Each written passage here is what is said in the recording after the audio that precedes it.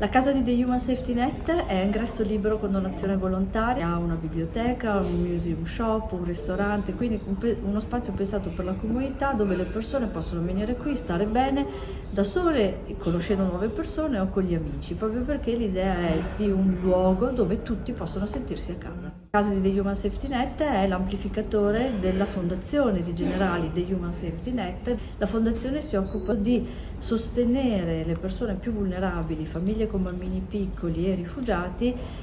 per dare loro gli strumenti affinché possano avere un nuovo inizio nella vita, una vita migliore. Siamo presenti in 25 paesi, 860 città nel mondo e lavoriamo con 85 ONG locali, insieme alle quali facciamo dei programmi appunto sulla genitorialità, lo sviluppo della prima infanzia, l'inclusione dei rifugiati attraverso il lavoro e l'imprenditoria. Dal 2017, quando è nata la fondazione, abbiamo sostenuto, e questo a noi ci piace dire accompagnato in questo viaggio, quasi 850.000 persone. La casa invece ha aperto ad aprile del 2022, quindi abbiamo appena compiuto 3 anni e siamo l'amplificatore della fondazione e come tale, attraverso tutte le attività che facciamo, dall'esperienza della mostra permanente a World of Potential, le mostre temporanee che abbiamo nell'Art Studio, tutti i nostri public program, le attività, le conferenze, le presentazioni, i convegni, i workshop per bambini e famiglie, per la quarta età, per le persone